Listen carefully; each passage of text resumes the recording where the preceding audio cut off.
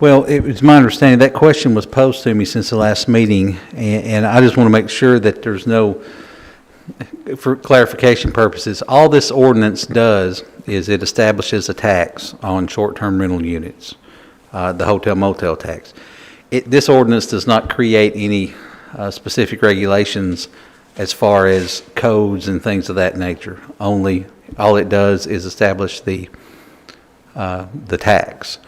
So it's my understanding the Planning Commission, I was at the last Planning Commission meeting, and they've sort of tabled that, but I think they're looking into maybe creating some codes and different things for short-term rental units, but that hasn't come out of the Planning Commission at this time. So all this ordinance does is create the hotel motel tax as it applies to short-term rentals.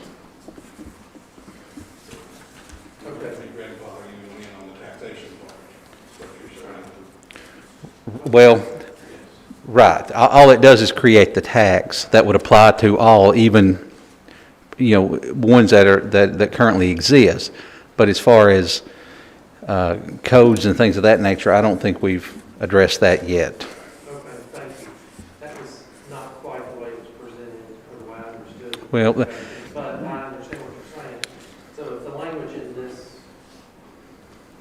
tonight is strictly to establish a tax, and there will be a subsequent opportunity to put language in whatever codes the Planning Commission brings before the council at a later date, then I think we can cover that at that time. That's correct. That's correct. And there was some confusion about it because we were kind of looking at both establishing the tax as well as maybe enacting some regulations. But I think that's been tabled by the Planning Commission, and they haven't made any recommendations at this time as to what those regulations would be. Yes, sir. And as far as having to have a business license, that would still be, even the ones that are doing so now, they would still be required to get a business license. They would still be required. That's correct. And under the statute that authorizes municipalities to create this tax specifies that all the income revenue derived from this tax has to be devoted solely to tourism and tourism development within the municipality. Okay, so this does not give our codes enforcement officer any additional powers to go out and inspect, assuming it passes tonight. We'll vote on it tonight. It does not give our codes enforcement any extra power to go out and enforce any additional policies or codes because there haven't been any developed, right? No, the only thing that this does is it creates the tax. Now, pursuant to the statute, it does create some requirements for the city finance director to, they'll have to file monthly returns, and at least once per year, I think under the statute, the city would be required to conduct an audit of each business. Yeah.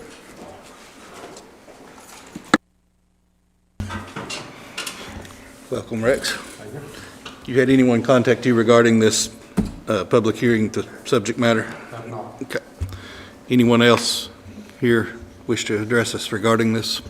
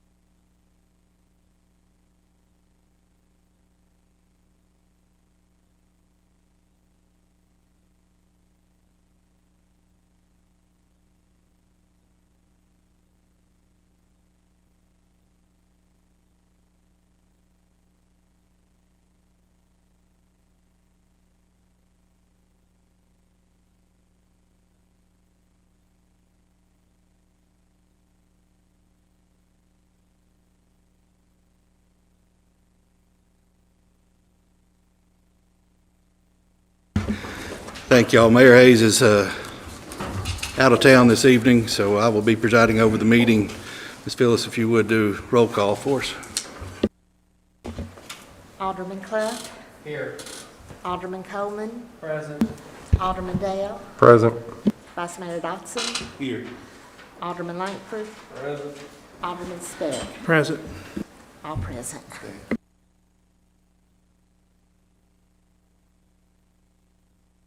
Motion to approve. The minutes. Second.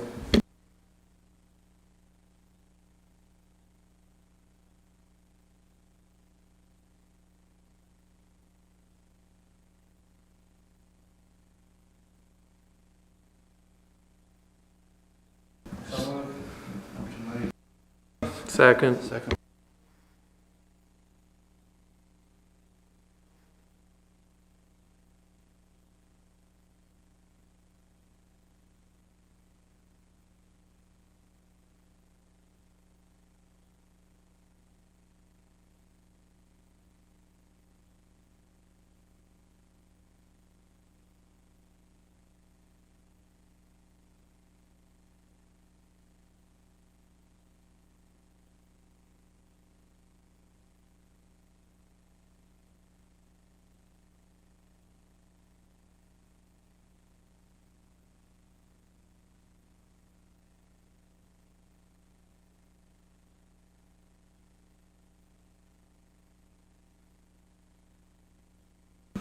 So moved.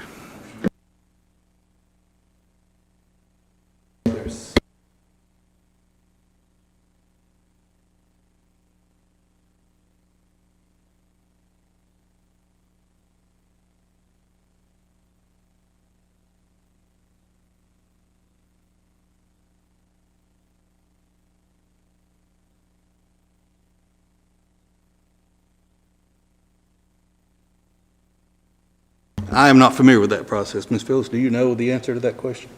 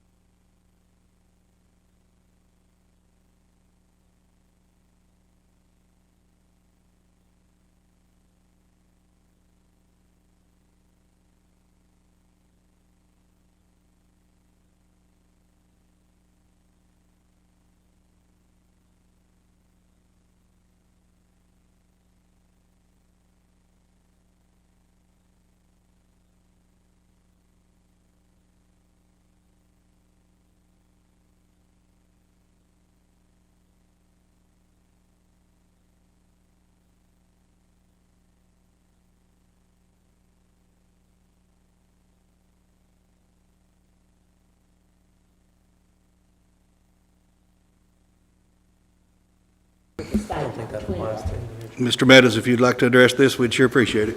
If I may, Alderman Langer, I think I'm pretty sure the statute requires that the monthly returns be filed, and I think the 20th was picked because that's the date that the city does their other taxes.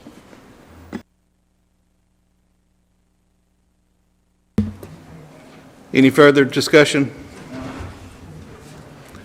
No, we have a motion and a second. All in favor of the motion, let it be known by saying aye. Aye. Opposed? No. Motion carries. Item number 1 under new business, ordinance 2021-10-1, open burn ordinance. Chief Rocky Dial with the fire department, if you would come to the podium and address this. Yes, we've made the changes that you discussed earlier concerning the pile of like leaves. We have got a specific designated size in there that they won't have to have a permit for. We've changed the wording on the requirements in order to obtain a permit, like we discussed, so it should be good this time. Got another question. Yes, sir. I know this time the price of the permit in this. No fee. No fee whatsoever. Just you apply for it, no charge. Yes. You know, the biggest thing is we just want to know where people are burning, and we want these people that are burning the copper wire, we've got to stop that because we're getting calls, numerous calls on that where it's stinking up neighborhoods. And it's not people burning, you know, they're the small brush piles. They're actually putting piles of copper wire in trash cans and setting it on fire. Turning the wire off so they can go sell it. Yes. I know exactly what you're talking about. Rocky, if you would, just for the benefit of those who haven't heard this before, do you mind just going through a real quick summary of basically what outlines your expectations for our citizens in terms of a permit, when they need to get it, under what conditions, et cetera? The permits will be required 7 days a week, 365 days a year. They'll just call us. We'll come and look at it. If they feel like they need a permit, they'll be issued a permit. Then they'll be able to burn. Like I say, the small piles of brush, outdoor cooking fires, stuff like that is not required to have a permit. It's just for large type fires. You know, they can obtain one 7 days a week, any day of the week they want to. So if there's confusion on what determines a large fire, a large brush pile, you've got that in here, so why don't you tell us what that is? Do you remember what we done on that? It was like a... I think the language that you're looking at, Alderman Coleman, is on 7-406 under exemptions. It defines leaves and piles of leaves that are area of not more than 6 feet in diameter nor 3 feet in height. Anything larger than that would still require a permit. And outdoor fires in fireplaces and pits, there's an exception for that, and contains cooking fires as well. Thank you. And this is the first reading on this. There will be if it passes on first reading, there would be a public hearing on it preceding our November meeting and before the second reading of it and before it became law. We could entertain a motion to pass this as presented by Chief Dial. So moved. Motion made by Alderman Clough. Is there a second? Second. Second by Alderman Chris Speck. All in favor of the motion, let it be known by saying aye. Opposed, like sign. Motion passes. So there will be a public hearing. I think that meeting is actually November 1st, first Monday in November. So there will be a public hearing preceding the meeting on that one.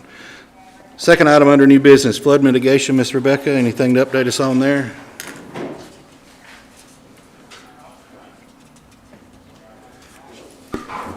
There is no update. We're still just waiting on FEMA, and as soon as we hear something, we'll let you know. Anybody got any questions that maybe I could pass along, but I think we've asked about everything we could ask. Very much. Thank you. Third item under new business, property maintenance update. Mr. Christian Mansell is unavailable to be with us tonight. Ms. Rebecca, you're speaking on his behalf. In Chapter 1, the miscellaneous, there's been 169 properties in violation, 159 are now in compliance. And the abandoned, wrecked, dismantled, inoperative vehicles, there's 25 vehicles in violation, 24 are now in compliance. And the slum clearance, there's 14 structures that have been considered under slum. 8 have either been boarded up and safe, torn down by owner, or restored, and there is 0 in the junkyards property cited.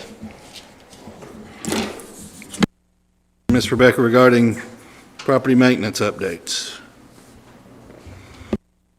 Thank you.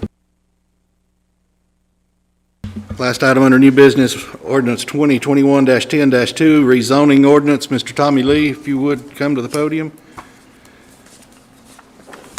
If you want to tell us about this ordinance. Yes, sir, Mr. Vice Mayor, thank you, and good evening, members of the council.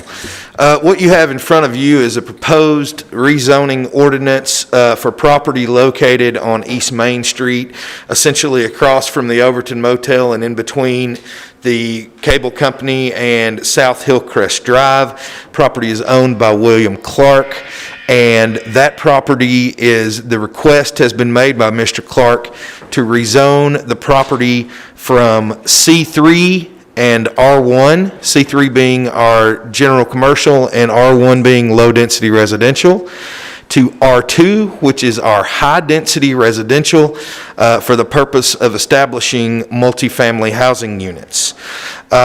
This was first heard at our September Planning Commission meeting.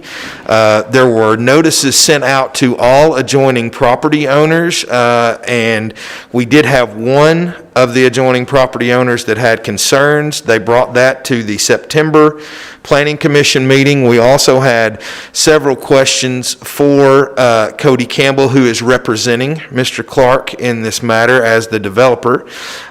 Those questions ranged from stormwater runoff, also from ingress, egress, how they're going to access the property, and also, what type of development is it going to be? What type of structures are going to be established on the property?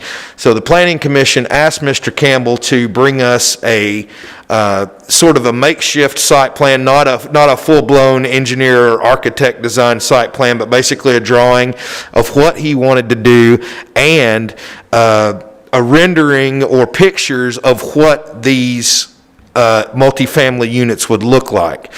Mr. Campbell complied with all of the requests for the Planning Commission. It seems that he has addressed the concerns of the property owner that had questions about this, and I think that they are more amicable now.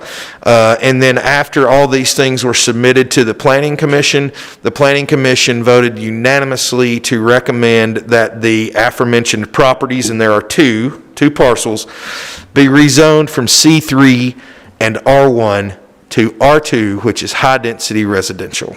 Mr. Campbell is here. He can answer any questions regarding what type of development it's going to be, and I will certainly answer any questions regarding to use or anything else regarding this rezoning. Thank you, Mr. Lee. Anyone have any questions for Mr. Tommy Lee? Yes. Probably more for Mr. Campbell if you're done with your presentation. I'm finished. Okay. Multifamily residences, are these going to be 1 or 2 stories, or? They're going to be 2 stories with an townhome.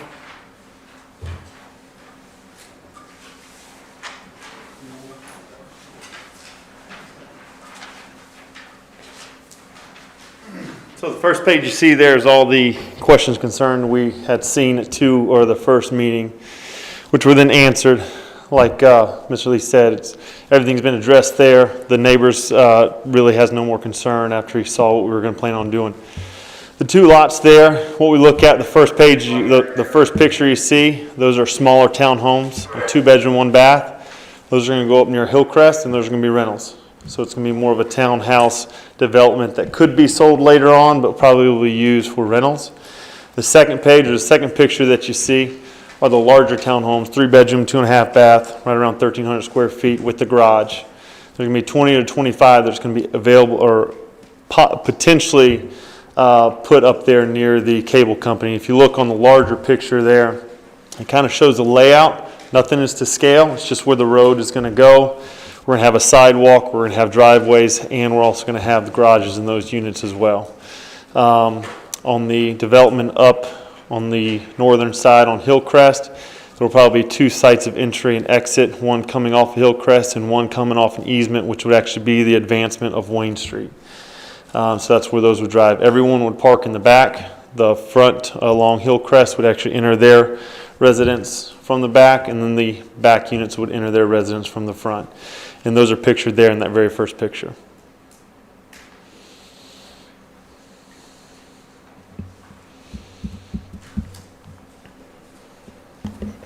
Any other questions? I don't have a question, I'm just going to make a comment. There's no doubt that our town has a great need for additional either rental or properties such as these that you're proposing, and having seen a lot of what Cody's done, I'm impressed and will fully support this. Thank you. Anyone else? Mr. Chairman, or Mr. Vice Mayor, just like Yes, sir. address, if you don't mind. Excuse me, Cody, just 1 second, please. And just to make this aware, the site plan and the pictures that are submitted are concepts. You know, there's nothing binding Mr. Campbell to stick to this, even though his work that he has previously done would suggest that this would be, you know, the product that we would see. But once rezoned, you know, it would be, you know, a site plan would need to be submitted to the Planning Commission, an official site plan that we would approve. And so this rezoning begins the process for Mr. Campbell. And once rezoned, though, it can be used for any permitted use in the R2 zone. Just want to make sure everybody's clear on that. This is what is proposed. However, things can change. I don't anticipate that, but just so for your information. Thank you for that clarification. Yes, sir. One other quick question here. It looks like there's roughly 27 units. Is there a plan for like maybe additional phases, or is this the max? I've just kind of measured out, you know, the ones that are along the one street, the ones I plan on selling, they're 20 feet wide. It's about 500 feet before we have the turnaround, so the max would be 25 total. But after discussion with Rocky Dial and the sewer and everybody within the city, we're probably going to do several units, either in 4 and 5 apiece, and space them out. So the max would be 25. We can't do that, so I'm thinking potentially maybe 20. It could be 18, depending on elevation and actual site map. Like you said, the first step is just rezoning. Once we get that rezoned, then we would have the civil engineer come in and get us some real more, how many can we put on here and what can we do? But your intent would be to put as many on there that's feasible, I would think. Yes.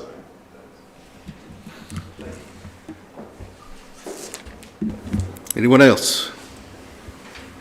Not, I'll entertain a motion to change this ordinance 2021-10-2 to rezone this property from C3 and R1 to R2. So moved. Second. Motion made by Alderman Rexdale, second by Alderman Kelly Coleman. Any further discussion? If not, all in favor of the motion, let it be known by saying aye. Aye. And opposed? Motion carries. This would be the first reading. There will be a public hearing and second reading on this ordinance as well.